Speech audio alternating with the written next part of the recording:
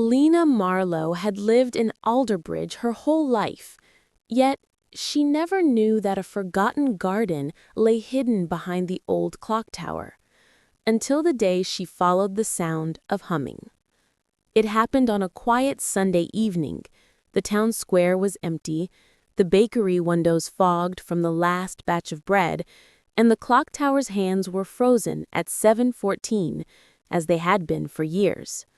Lena was returning home from her shift at the library when she heard it, a soft melody, thin as thread, drifting from the narrow alley beside the tower.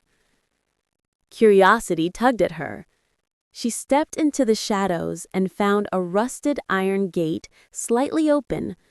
Beyond it, instead of darkness, she found a forgotten garden glowing with fireflies. And in the center stood a stranger.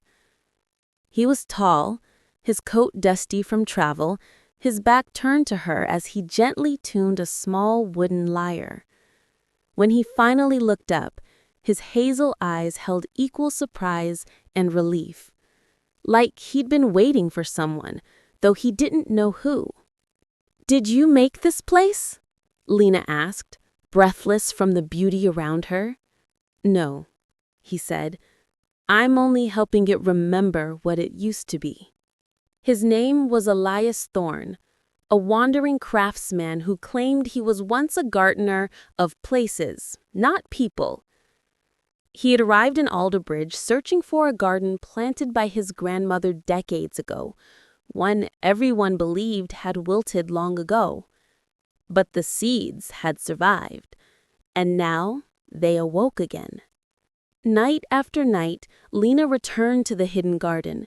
She'd sit on a stone bench while Elias restored broken trellises, coaxed vines to climb, and played melodies that made petals flutter open as though responding to him. In return, Lena brought stories, folk tales from the library, journals left behind by travelers, forgotten poems. He confessed that he had never stayed anywhere longer than a month. "I don't belong to places," he told her once, his voice quiet. "I only pass through." But the garden insisted otherwise. As the days passed, the clock tower began ticking again, first barely audible, then steadily. Lena joked that the garden was repairing time itself. Elias only smiled, though his eyes flickered with something he tried to hide. On the final night before he planned to leave, Lena arrived to find the garden glowing brighter than she had ever seen it. Lantern-like blossoms opened in waves, lighting the air with golden warmth. Elias stood in the center, hands trembling slightly.